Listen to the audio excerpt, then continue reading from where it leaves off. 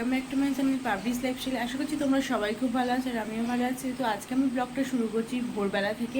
তো এখন বাজে প্রায় 4:50 মতো। তো প্রায় ভোর পুরো ওয়েদারটা তোমরা দেখো কত সুন্দর ভোরবেলা। আজকে সকাল সকাল উঠে পড়েছি। তো কেন এত সকালে উঠেছি সেটা দেখতে হলে পুরো ব্লগটা দেখতে হবে। তোমরা দেখতে থাকো, আর ভালো লাগলে অবশ্যই লাইক কমেন্ট শেয়ার করে দাও। চলো ভিডিওটা স্টার্ট করছি। তো দেখো ভোরবেলাটা কত সুন্দর, অনেক দিন পরে আমি আবার এরকম ভোরবেলায় উঠলাম। তো আজকে আমরা চলে যাব দীঘায়। তোমাদের সঙ্গে সব কিছু হচ্ছে কি আমরা শেয়ার করব, কত কি আমাদের খরচা পড়লো, কেমন কি প্রাইস পড়লো, কত কিছু সব কিছু তোমাদের সঙ্গে শেয়ার করব। তো বেরোনোর আগেই আমার হচ্ছে কি নেল পালিশ পরার কথা মনে পড়ে গেল। তো আমার হাতগুলো ফাঁকা ফাঁকা ছিল, তো সেই কারণে আমি নেল পালিশ পরে নিয়েছিলাম। আর আমার কাছে প্রচুর কালেকশন ছিল, তোমাদেরকে দেখালাম। তো তারপরে রেডি হয়ে পুরো বেরিয়ে পড়েছিলাম, মন্দিরে প্রণাম করতে গিয়েছিলাম, কারণ কোনো কাজে যাওয়ার আগে মন্দিরে না প্রণাম করে গেলে হয় না। তো তোমরা আর কে এরকম করো আমাকে অবশ্যই কমেন্ট করে জানিও। তো মন্দিরে প্রণাম করে তারপর হচ্ছে কি আমরা বেরিয়ে পড়েছিলাম বাড়ির সবাইকে বলে। তো আমাদের ফুল টিম গিয়েছিল একটা। আর এই যে আমি টোটোয় বসে পড়েছি, আমি বাড়ি থেকে বেরিয়ে পড়েছিলাম, ওখান থেকে অনেকে চলে আসবে। তো জেঠিঘাটের কাছে এই যে আমরা প্রায় চলে এসেছি। আর ভোরবেলা দেখো নদীর ধারটা কতটা সুন্দর। আর আমি এখানে বসে বসে ওয়েট করছিলাম, আমি একা ছিলাম না, অনেকেই ছিল এখানে।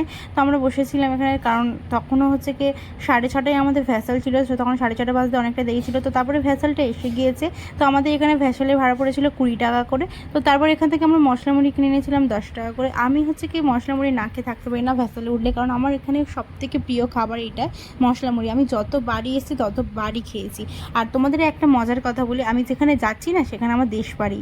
আর আমি হচ্ছে কি এখানে বসে গঙ্গায় হচ্ছে কি টাকা ফেলে দিয়েছিলাম, কারণ এটা আমার অভ্যাস। কারণ আমি যতবারই যাই ততবারই এটা করি, যত ছোটোবেলা থেকে যতবারই গেছি আমি ততবারই এই জিনিসটা করি। এটা আমার অভ্যাস একটা।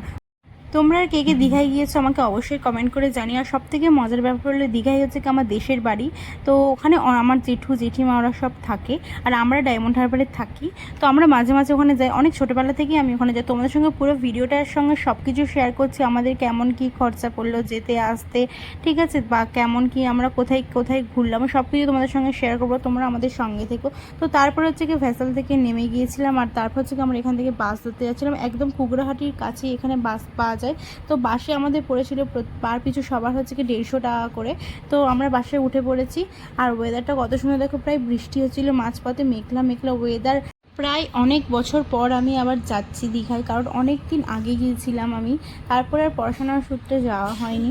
তো অনেক বছর পর যাচ্ছি। রাস্তাঘাট মানে খুবই অচেনা লাগছিল, কারণ অনেক কিছু বদলে গিয়েছে। আগে যেতাম অন্যরকম, এখন প্রায় অন্যরকম সব কিছু হয়ে গিয়েছে। চারিদিকে দোকানপাট আরও হয়ে গেছে। আর আমরা তখন না যেতাম বাইকে করে, বাবার বাইকে করে যেতাম। আর এটা হলো নাচিন্দার একটা মন্দির। এই মন্দিরে ঠাকুরটা খুব জাগ্রত। আমরা হচ্ছে কি বাসে যেতে যেতে এই ভিডিওটা তোমাদের সঙ্গে যতটা পেরেছি শেয়ার করার চেষ্টা করেছি, কারণ ভিতরেতে ঢুকতে পারিনি আর আমার না কখনো যাওয়া হয়ে ওঠেনি। তো যতটা পেরেছি দূর থেকে তোমাদের সঙ্গে শেয়ার করেছি। দেখো, তো আমরা দীঘায় ওল্ড দীঘায় নেমে প্রথমেই চলে এসেছিলাম একটু সমুদ্রটা দেখতে, যার জন্য আসা। তো এখান থেকে আমরা টিফিন করে নিয়েছিলাম। তো তার আগে হচ্ছে কি আমরা নেমে এখানে সমুদ্রটা দেখছিলাম। তো দেখো কত ঢেউ, আমার তো মনে হচ্ছিলো এক্ষুনি নেমে যায়। তো তারপরে হচ্ছে কি আমরা টিফিন করতে চলে এসেছিলাম এই দোকানে। আমরা তখন ছিলাম ওল্ড দীঘায়। তো এখান থেকে ডিম টোস্ট নিয়ে নিয়েছিলাম আমি, আরও অনেকে লুচি তরকারি ওরা সব নিয়েছিল। আমি হচ্ছে কিনেছিলাম ডিম টোস্ট। আমার এই দোকানটার খাবার এত ভালো লেগেছে তোমাদেরকে কী বলবো। তোমরা যদি কখনো আসো এই দোকানের খাবারটা ট্রাই করতে পারো। তারপর ডিম টোস্ট আর লুচি এখানে আমরা খেয়ে নিয়েছিলাম। আর এখানে ডিম টোস্ট ছিল 30 টাকা আর লুচি ঘুগনি ছিল 25 টাকা। তো তারপরে আমরা আমাদের হোটেলে চলে এসেছি। আর আমাদের হোটেলটা ছিল নিউ দীঘায়। তো আমাদের দুটো রুম নেওয়া হয়েছিল, একটা রুম নাম্বার ছিল 509, একটা রুম নাম্বার ছিল 504। তো আমরা হচ্ছে কি ভাগ করেছিলাম দুটো রুমে। তো আমরা যে রুমটাই ছিলাম সেই রুমটা তোমাদের সঙ্গে শেয়ার করছি। একটা বেড ছিল, এখানে একটা আলমারি ছিল, এখানে একটা আয়না ছিল, আর ওয়াশরুমটা তো তোমাদেরকে দেখালাম তখন। আর পাশে একটা ব্যালকানি আছে, ওখান থেকে পুরো সমুদ্র দেখা যায়। আমাদের এটা ছিল রাজ প্যালেস, আমরা যে হোটেলটাই ছিলাম। আর এখানে হচ্ছে কি সমুদ্রের ধারে একদম খুব সুন্দর, পুরো একদম সমুদ্রের বিচের ধারে আমাদের এই হোটেলটা। লাইটগুলো দেখো কত সুন্দর। এখানে এসি রুম ছিল, আর এখানে একটা টিভির জায়গা ছিল, যদিও বা আমাদের এখানে টিভি ছিল না।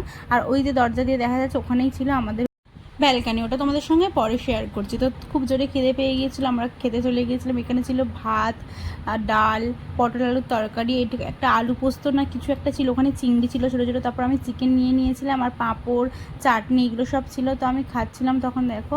আর প্রত্যেকটা রান্নাই খুব সুন্দর ছিল। আমার সব থেকে ভালো লেগেছে আলু পোস্তটা এখানে। তো এই যে দেখো তোমাদের সঙ্গে শেয়ার করছি। তো এখানে আমাদের খরচ হয়েছে প্রায় 150 টাকার মতো। তো তো অবশেষে আমরা চলে এসেছি সমুদ্রের ধারে। দেখো কত ঢেউ, তো খুব মজা লাগছিল। সবাই এবার চান করবো, প্রচুর প্রচুর ঢেউ ছিল, প্রচুর লোকজন ভর্তি ছিল, সবাই চারিদিকে ছড়িয়ে ছিটিয়ে আছে।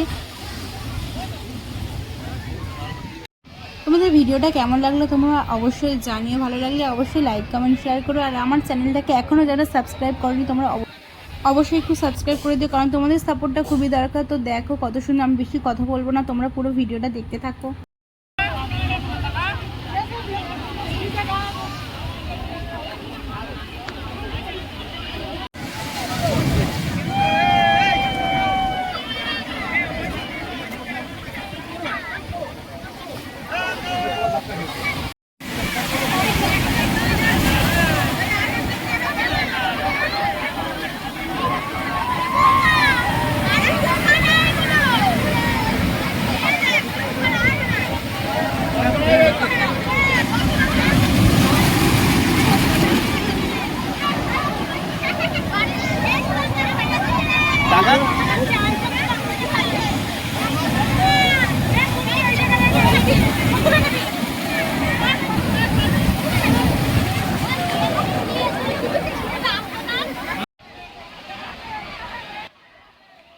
তো আজকের ব্লগটা এটুকু, দেখা হচ্ছে তোমাদের সঙ্গে নেক্সট ব্লগে, মানে দীঘার পার্ট 2 ব্লগে দেখা হচ্ছে। তো তোমাদের ভালো লাগলে অবশ্যই তোমরা লাইক কমেন্ট শেয়ার করো, ভালো লাগলে অবশ্যই সাবস্ক্রাইব করে দিও। টাটা সবাইকে।